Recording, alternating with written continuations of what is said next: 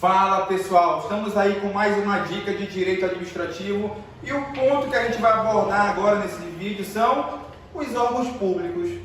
Então, o que você precisa saber de órgão público para a prova? Saber o que é um órgão público. E o que é um órgão público, professor? Gente, órgão público ele é um centro de competências. Órgão público ele é uma unidade de atuação que integra tanto a administração direta quanto a indireta. E fica atento que a banca fala o seguinte, que órgão público só tem na administração direta. Está errado, porque ele também integra a estrutura da administração indireta. Beleza, professor? Agora dá um exemplo de órgão público, porque esse conceito ficou muito abstrato. Gente, a Secretaria de Saúde lá do teu bairro, lá perto da tua casa, a Secretaria de Educação, saiba que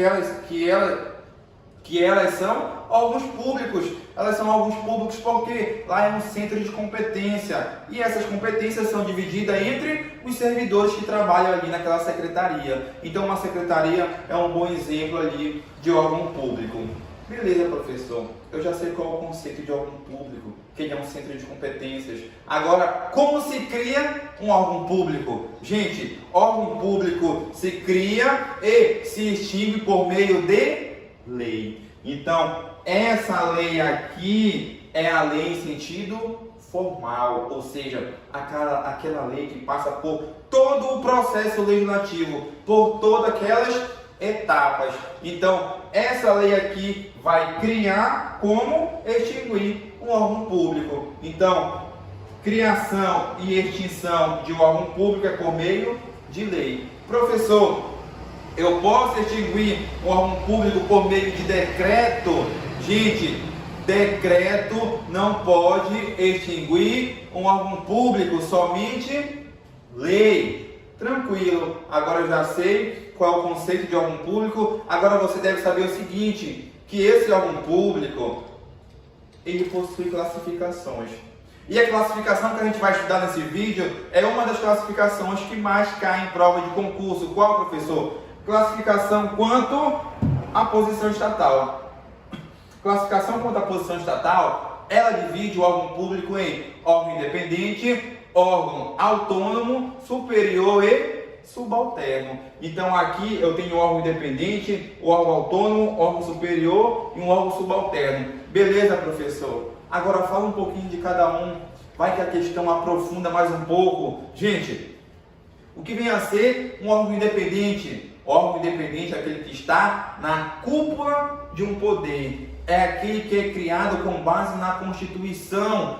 Por exemplo, a Presidência da República. A Presidência da República está na cúpula do poder. De qual poder? Do poder executivo. Então, órgão independente é um órgão que está na cúpula do poder. E grava bem essa frase, que é essa frase que as bancas de concurso costumam utilizar. E o órgão autônomo é aquele que possui autonomia financeira, autonomia administrativa e ele está subordinado a um órgão independente, ou seja, o órgão independente faz um controle sobre esse órgão autônomo chamado de controle hierárquico. Exemplo, professor, de um órgão autônomo, os ministérios. Os ministérios são exemplos clássicos de órgãos autônomos. Por exemplo, o Ministério da Saúde é ou não é um órgão autônomo? É um exemplo de órgão autônomo. Professor, a nível estadual, dá um exemplo aí a nível estadual. Gente, a nível estadual eu tenho as secretarias estaduais e a nível municipal, as secretarias municipais. Todas são órgãos autônomos. E um órgão superior, também chamado de órgão de comando, ele tem o poder decisório dentro de suas atribuições específicas e está subordinado a um órgão autônomo. Exemplo, os gabinetes. Ah, professor, o gabinete do ódio? Aquele gabinete é um exemplo de órgão superior. Beleza, professor. E o que é um órgão subalterno?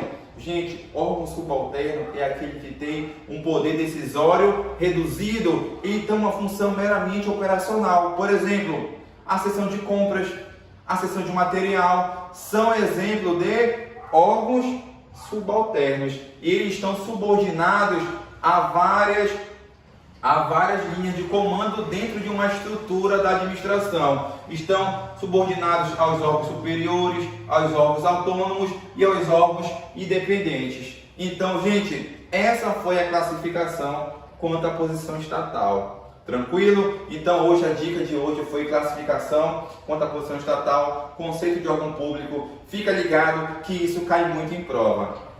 Ah, professor, fiquei com dúvida. Ficou com dúvida? Deixa aí no comentário qual é a tua dúvida que a gente vai responder. E se você é novo no canal, inscreva-se no canal, dá esse apoio aí e fica ligado nas dicas que vão chegar para você. Se você ativar o sininho, vão chegar novas dicas sobre direito administrativo. Então, fica com Deus.